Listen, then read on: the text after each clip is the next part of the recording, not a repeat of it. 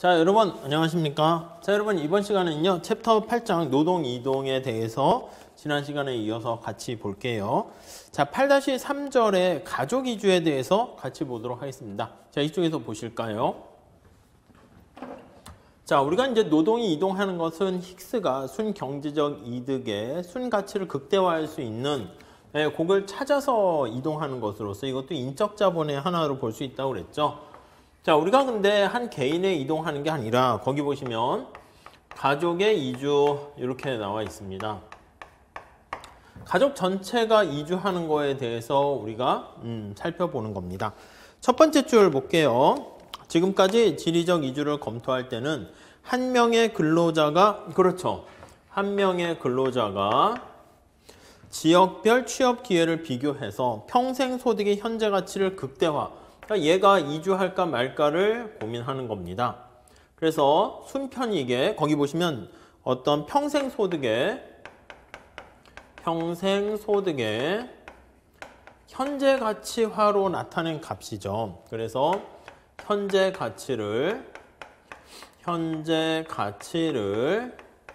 극대화하는 지역을 찾아가지고 이주를 하는 걸로 우리가 살펴봤습니다. 자, 그러나 이주는요, 대부분 한 명의 근로자가 아니라 가족에 의해서 결정이 된다고요. 이렇게 집이 있어요. 자, 그래서 이제 혼자 있는 게 아니라 같이 묶여서 이렇게 이주를 결정하게 되는 거예요. 그래서 이거는 한 명의 근로자인데 요거는 가족이 이주를 하게 되는 경우 이렇게 살펴보려고 합니다. 자, 이주 결정은 가정의 특정 구성원의 출발지보다 목적지에서 더 잘 사는가가 아니라 특정 구성원, 그러니까 남자, 여자, 부부라고 하면 한 명만 놓고 보는 게 아니라 가족의 이주는요, 다시 가족 전체입니다. 그래서 가족 전체가 잘 살 것인가에 따라야 한다라고 보시면 되겠습니다. 자, 다음 단락 보시죠. 이주 결정이 가족에 미치는 영향을 쉽게 나타날 수 있는데 남편과 아내 두 명으로 구성된 가구예요. 가구. 남편과 아내, 남녀 이렇게 있다라고 할게요. 자, 이렇게 있습니다. 남편이 지리적으로 이동했을 때 뉴욕에서 텍사스로 갔을 때 남편의 소득 흐름의 현재 가치를 현재 가치 그 변화니까요. 델타로 했습니다. 허즈번드 해서 이렇게 되고 아내는요 같이 이동한다 했을 때 아내의 소득 흐름의 현재 가치 변화는 현재 가치 와이프 이렇게 한 걸로 보시죠. 자, 남편이 독신으로 완전히 독립적으로 이주 결정을 내린다고 가정했을 때 그가 이주해서 얻은 이득으로 해석될 수 있다라고 보시면 되겠습니다. 자, 그래서 이렇게 한 명만 놓고 보는 것을 이런 경우는 남편의 사적 수익 이렇게요. 남편의 사적 수익, 개인만 생각했다는 거예요. 예, 이렇게 보시면 되겠고요. 자, 반면에 거기 보시면 남편이 가족에 대한 책임감에 묶이지 않게 된다면 사적 수익이 양수일 때 이주를 하게 됩니다. 자, 요거는요, 아내의 사적 수익 이렇게 보시면 되겠고요. 아내의 사적 수익 이렇게 보시면 되겠습니다. 네, 이렇게 돼 있습니다. 아내가 독신이다라고 하면은요, 얘가 양수일 때 이주하게 된다라고 보시면 되겠습니다. 자, 이렇게 있을 뿐만 아니라 이거 둘을 합친 거야. 그게 다음 페이지가 보시면 둘을 합한 거, 남편의 사적 수익과 아내의 사적 수익을 합한 거, 이게 가족의 사적 수익, 순수익 이렇게 공동 수익 이렇게 해도 되고요. 책에서는 다음 페이지 첫 번째 줄에 뭐라고 번역을 했냐면 합친 거예요. 남편과 아내의 순수익 이렇게요. 그래서 이거는 가족의 순수익 이렇게 해놨습니다. 가족의 순수익이 양수일 때 이주를 하게 된다. 이렇게 보시면 되겠죠. 자, 오른쪽 페이지에 그래프를 한번 볼게요. 자, 그래프가 이런 식으로 돼 있어요. 그래서 수평축에는요. 아내의 사적 수익이 이렇게 나와 있고요. 그러니까 여기는 플러스, 여기는 제로, 여기는 아내의 사적 수익이 마이너스 이렇게 됩니다. 다음에 남편의 사적 수익은요. 이게 수직축으로 했습니다. 역시 플러스, 그 다음에 여기 제로, 마이너스 이렇게 돼 있습니다. 이해 가시죠? 자, 그래서 요거 보시면 또 가족의 순수익을 표현할 때는 요 빨간 색깔 나타내는 거, 이거 제로가 되는 경우는 언제입니까? 한번 볼게요. 그러면 남편의 사적 수익과 아내의 사적 수익의 합이 0이 되는 지점을 찾는다라고 하면요.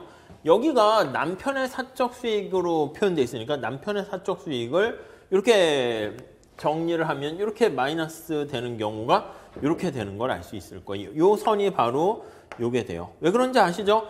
왜냐면 남편의 사적 수익은요. 아내의 사적 수익이 넘어가면 마이너스 기울기 1 형태가 될 거예요. 빵일 때 빵이고 이렇게 되는 거 알 수 있겠습니다. 자, 영역을 거기 표기했는데 그걸 한번 볼게요. 자, 여기가 A, 여기가 B, C, D, E, 여기가 F 이렇게 돼 있습니다. 오케이, 이해되셨죠? 자, 다음 페이지 한번 보세요. 자, 346페이지 가보시면 남편과 아내의 사적 수익의 합이 양일 때 가족은 이주한다. 그러니까 가족은 언제 이주합니까? 라고 하면요. 가족의 순수익이 0보다 클 때 이주를 하는 거예요. 여기가 당연히 빵인 영역이 이 빨간 색깔이 되는 거고요. 여러분 D 같은 점은 어떻게 됩니까? D 같은 점은 여기가 만약에 점점점점점 해가지고 마이너스 10인데 점점점점 해서 여기가 플러스 10 이렇게 돼 있어요. 그럼 여기는 마이너스 플러스 합쳐서 빵 이렇게 되는데 D와 같은 경우는 여기잖아. 그 점점점점점 보시면 마이너스 5 이렇게 되는 거니까 D는요. 아내의 수익이 순수익이 플러스인데 남편이 마이너스 5야. 근데 아내가 남편보다 더 크기 때문에 가족 전체 순수익은 플러스가 되는 걸 알 수가 있어요. 이해 가시죠? 자, D점 다시 볼게요. D점은요. 아내는 0보다 크고요. 남편은 0보다 작아요. 정리할게요. 아내의 사적 순수익은 0보다 커요. 이해되시죠? 남편의 사적 순수익은요. 0보다 작아요. 이 마이너스 5 이렇게 돼 있는 거니까. 근데 이 둘을 합한 전체 가족의 사적 순수익은 어떻게 됩니까? 하면요. 남편과 아내의 사적 수익을 더하면 이건 0보다 큰 경우 알 수 있습니다. 자, 그러면 우리가 판단을 내려볼게요. 자, 여기서 알 수 있는 것은 아내는 이주하는 게 낫죠. 그래서 와이프는 이주가 바람직한 선택이고요. 남편은 이주를 하지 않는 거예요. 머물기가 그냥 그 자리에 가만히 있는 것을 선택하게 되는 것이고요. 가족은 어떻게 됩니까? 근데 가족은 전체로 봤을 때 아내가 이주합시다. 남편은 그냥 머뭅시다. 근데 둘이 누가 힘이 센 거야? 아내가 힘이 더 센 거지. 그래서요. 가족은 이주하는 결정으로 가게 됩니다. 이주를 결정. 그러니까 남편은 어떻게 해요? 따라가는 결정을 하게 되는 거 알 수가 있습니다. 자, 그거랑 관련된 거를 거기 볼게요. 두 번째 줄 보시면 그림 8-2는 기본 개념을 나타낸다. 그림에서 세로축은 이주에 따른 남편의 사적 수익을 나타내고 가로축은 아내의 사적 수익을 나타냅니다. 남편의 이주 결정을 완전히 혼자서 내린다라고 하면 여기 나와 있는 것처럼 여기 위에 있으면 ABC가 되는 것이죠. ABC 영역에서는 남편의 사적 수익이 A, B, C에서는 남편의 사적 수익이 여기 보시면 0보다 크기 때문에 이주를 한다 이렇게 보시면 되겠고요. 아내가 독자적으로 이주를 결정하는 경우는 여기요. 아내 입장에서는 여기지 C, D, E가 돼요. C, D, E 이렇게 됩니다. 여기 이렇게 나눠서 쓸까요? C, D, E에서는 아내 입장에서는요. 사적 수익이 0보다 크니까 이주하는 게 합리적인 선택이 되는 것입니다. 네, 오케이 이해되시죠? 가족의 이주 결정을 생각해 보면 원점을 지나는 마이너스 45도 우하행하는 직선의 형태는요.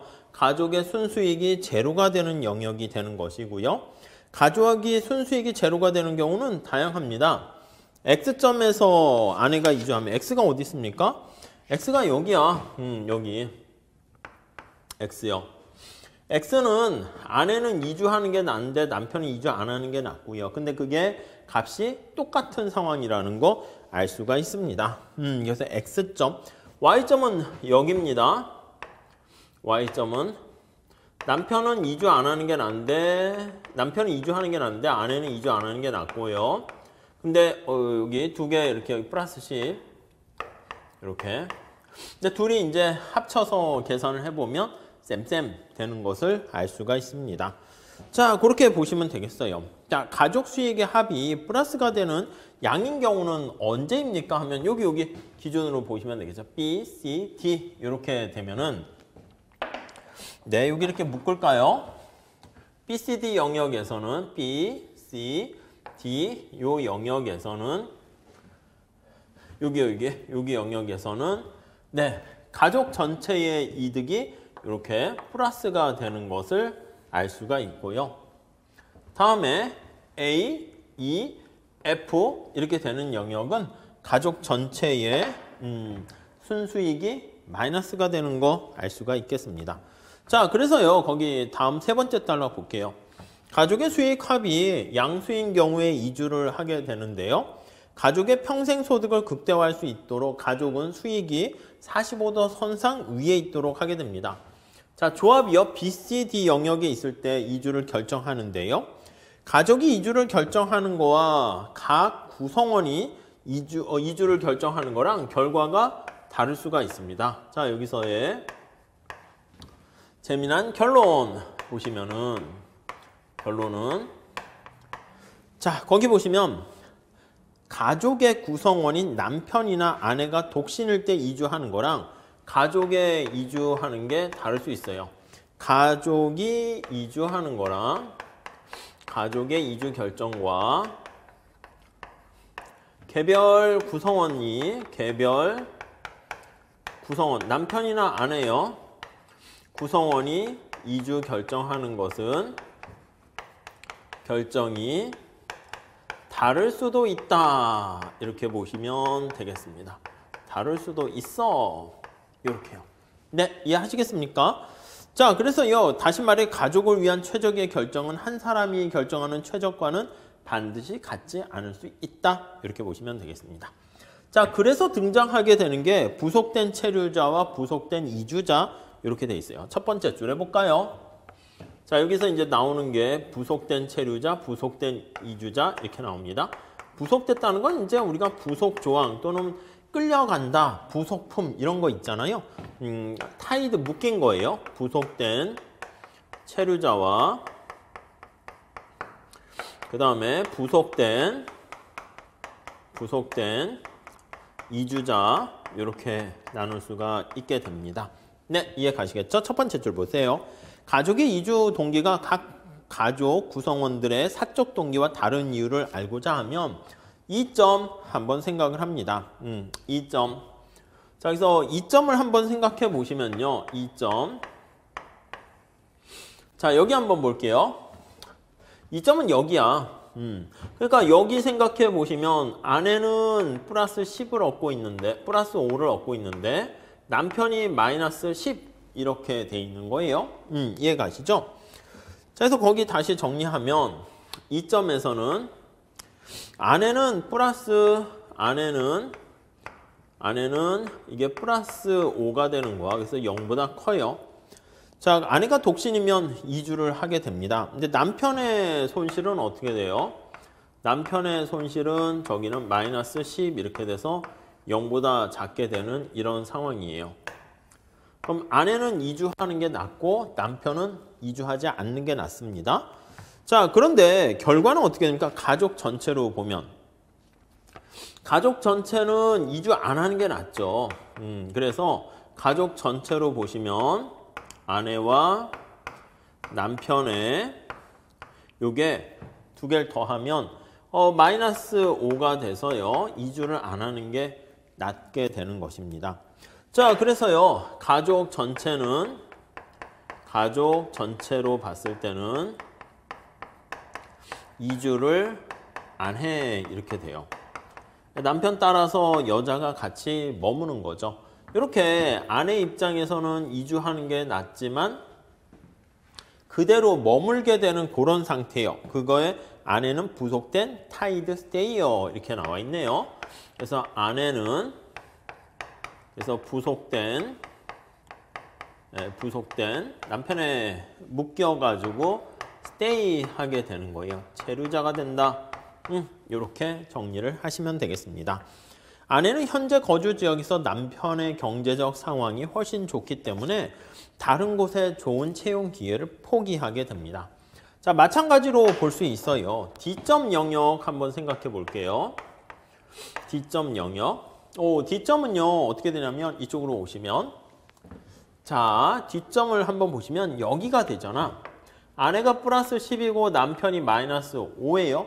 남편은 가는 게 좋지 않지. 아내는 이주하는 게 나아요. 근데 둘의 합은 이주하는 게 낫다 이렇게 돼요. 이쪽으로 오시면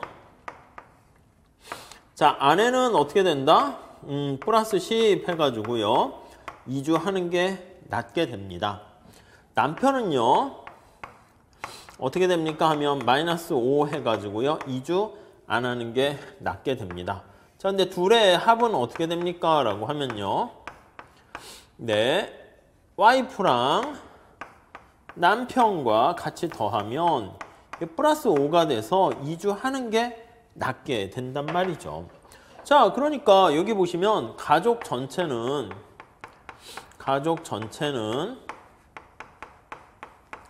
이주를 선택하게 됩니다. 이주를 선택하게 돼요.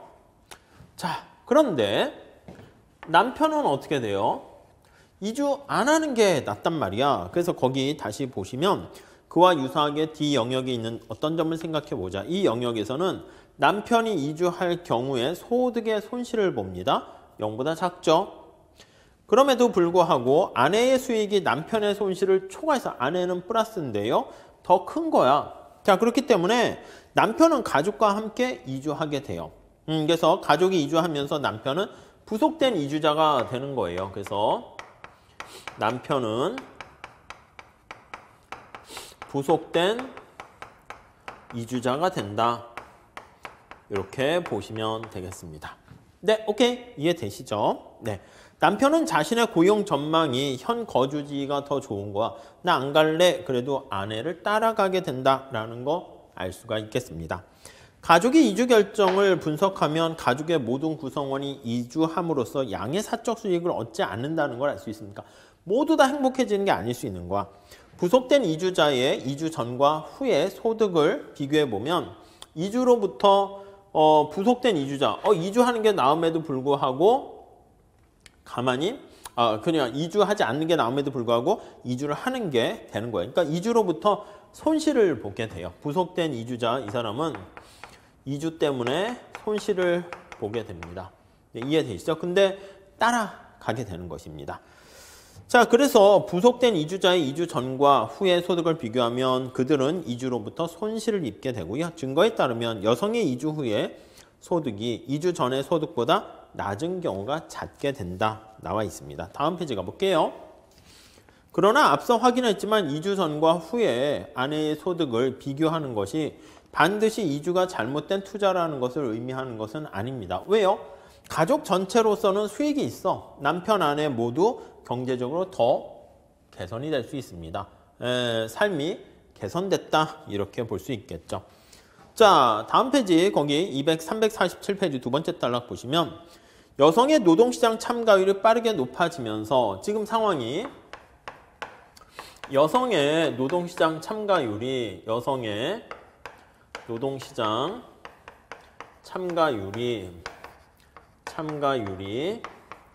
빠르게 증가하는 거예요. 빠르게 증가하고 있어요. 오케이. 빠르게 증가하면서 남편과 아내가 각각 이주해서 얻는 사적 이익이 가족 전체 이익과 일치하지 않는, 지금 이거야. 부속된 체류자, 부속된 이주자가 존재할 수 있습니다. 두 배우자가 같은 도시 안에서 일자리를 찾는 경우가 많고 세밀하게 분류된 직업 중에서 같은 것을 찾는 경우도 종종 있어요. 근데 양측 모두 적절한 직업을 찾을 확률이 굉장히 낮기 때문에 가족이 이주할 확률은 줄어들게 됩니다. 그래서 이렇게 특히 최근에 맞벌이 부부 같은 경우 있잖아요. 맞벌이 가계의 수가 증가하면서 네. 근데 거기 보니까 노동시장에 새로운 현상이 나타났대. 자, 배우자 한쪽을 고용하고자 하는 고용주는 다른 배우자의 구직 활동을 돕게 되는 것이고 두 배우자 모두 고용하는 경우도 생기게 되는 거야. 그래서 우리가 학교도 마찬가지야. 내가 두 부부가 만약에 대학 교수라고 합시다. 그러면 예를 들면 미국 같은 경우가 그런 게 많은데 아빠가 뭐 뉴욕 아니면 캘리포니아 뭐 이렇게 있다 그러면 남편이 뭐 뉴욕에서 어떤 교수를 하게 되면 아내는 캘리포니아 저 서부에서 있을 수는 없잖아. 그러니까 이제 그걸 핑계로 대서 내 아내도 같은 학교에 채용해 주세요. 이렇게 되면은 그걸 같이 패키지로 채용되는 경우가 많이 있습니다. 그래서 그렇게 서로 도우면서 하게 되는 경우도 생긴다는 것이죠. 마지막 째줄에 부속된 체류자나 부속된 이주자가 되어 발생하는 경제적 손실을 이게 안 좋은 거잖아. 부속된 이주자, 부속된 체류자 누군가가 손실이 발생하게 되는 거잖아요. 그래서 이러한 경제적 손실을 최소화하고자 다음 페이지 넘어갈게요. 두 도시에 떨어져 사는 기혼 커플의 수도 점차 증가해 왔습니다. 그래서 이게 이제 손실이 발생하는 것이죠. 마지막으로 한 사람에게 최상인 이주 결정과 가족에게 최상인 이주 결정 간의 충돌은 나는 이주 안 하고 싶어. 근데 안 돼. 해야 돼. 나는 이주하고 싶은데 뭐 가족 전체는 이주하니까 그래서 남편은 난 싫은데 안 돼. 이렇게 되는 경우는 거기 보시면 가정을 또 불안하게 만들 수도 있습니다. 어느 정도의 이혼이 가족의 이주 결정에 따라 부속된 체류자와 부속된 이주자가 되기를 거부하는 데서 비롯돼서 발생하는가 그 정도는 뭐 알 수는 없겠다. 아무튼 이러한 것 때문에 갈등이 발생하기도 하는 거예요. 그래서 가정에 갈등 유발이 되기도 해요. 갈등 유발, 갈등으로 인해서 이혼까지 가게 된다는 것이죠. 원인으로 볼 수도 있다. 이렇게 보시면 되겠습니다. 자, 이게 이제 가족의 이주와 개개인들의 이주와 관련된 거를 그래프로 살짝 본 겁니다. 다음 네 번째. 자, 미국으로의 이민 이렇게 있습니다. 미국으로의 이민. 네, 한번 보시죠. 자, 미국을 비롯한 첫 번째 줄에 여러 선진국으로부터 대규모 이민이 일어났습니다. 유엔은 현재 자신이 태어나지 않은 나라에 살고 있는 사람들이 2억 1,400만 명이나 되고요. 인구의 3%를 넘는다고 추정하고 있습니다. 그러니까 태어나지 않은 곳에 살고 있는 거니까 내가 한국에 태어나는데 이민을 떠나서 다른 나라에 살고 있는 사람, 그게 이제 3%를 넘어간대요. 자, 가장 많은 이민을 받는 국가, 미국으로서의 이민 역사를 간략히 소개하는 것으로 이 중요한 인구 흐름에 대한 탐구를 시작한다. 우리 뭐 미국에 이민이 많이 왔고 이런 거 뭐 큰 관심은 없어요. 그러니까 넘어갈게요. 밑에 그림 표만 하나 보시면 자, 여기 연도별이 있는데요. 자, 연도가 있고 여기 보시면 합법적인 이민 수예요. 이민의 숫자 이렇게 돼 있습니다. 자, 1800년대 초부터 점차 늘어나다가 1890년대 엄청 늘어났다가 줄어들었어. 그러다 다시 또 이렇게 늘어나는 모습을 보이고 있다라는 거 살짝 알 수가 있겠고요. 자, 그 다음에 349페이지 가보시면요. 1920년대에 이민의 숫자가 너무 많아지게 되니까 여기 보면 이민의 수를 제한하는 것을 미국은 이민의 숫자를 제한하는 그러한 발급 가능한 비자 대부분을 거기 보시면 북서부 유럽 국가에 태어난 사람들에게 배분하고자 출신국가 배분 시스템을 입법해서 제한하는 입법을 마련한 거예요. 그러니까 주로 이제 유럽이나 좀 괜찮은 나라에 있는 사람들은 이민을 받아들이는데 그렇지 않은 나라는 TO를 정해 가지고요 들어오지 못하도록 어렵도록 그렇게 만들게 됩니다. 그래서 30년대에는 점차 이렇게 계속 감소하다가 최근에 다시 늘어나고 있습니다. 그래서 왜 이렇게 최근에 늘어났어? 그럼 다음 달락에 보니까 65년 이후에 또 다시 이민법을 수정했습니다. 그래서 이민법을 수정을 하게 되면서 그러면서 이민이 다시 늘어나게 되었다라는 거 알 수가 있겠습니다. 자, 그리고 다음 단락 한번 보시면 이런 이민의 흐름을 자극하게 되는 중요한 요소는 아니 왜 이렇게 이민법 수정했다 해서 그냥 무조건 나 미국에서 살 거야? 그런 건 아니잖아. 그러니까 미국으로의 이민이 점차 이렇게 증가하게 된 가장 큰 이유는요. 거기 보시면 미국과 이민자 출신 국가 사이에 소득 차이가 크다는 점이다. 그러니까 이게 바로 미국과 이민자의 거기 보시면 이민자 출신의 국가 간의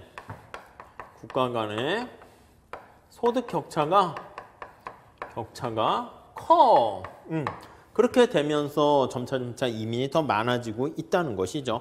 멕시코의 불법 이민을 연구한 것에 따르면 불법 이민의 흐름은 두 국가 간의 경제 환경 변화에 매우 민감하다. 그러니까 보통 왜 이민을 떠납니까 하면 사실 돈 문제라는 거예요. 그래서 그래서 경제적인 어떤 환경 변화 때문이다 라는 게 가장 중요한 특징이다라고 보시면 되겠습니다. 네, 이렇게 정리를 하시고요. 자, 그 다음 세 번째 줄에 국경에 따른 수비대가 미국의 불법으로 오려는 시도를 막 불러 해서 이렇게 거기 보시면 검거하였다라는 게 거기 쭉 나와 있습니다. 네, 우선 이렇게 정리를 하시면 될 것 같습니다. 자, 그 다음 밑에 미국 노동시장에 대한 이민자들의 성과 나와 있는데 이거는 같이 묶어서 보셔야 될 것 같아요. 그래서 잠깐 쉬었다가 같이 묶어가지고 보도록 할게요. 우선 여러분들이 보셔야 될 거는 여기 맞벌이 가계가 증가하면서 부속된 체류자와 부속된 이주자가 이런 식의 그래프를 이용해서 나타낼 수 있다는 거, 그런 것만 우선 잘 체크해 보시면 되겠습니다. 아셨죠? 자, 여기까지 하시고요. 다음 시간에 우리 또 이어서 하도록 하겠습니다. 감사합니다.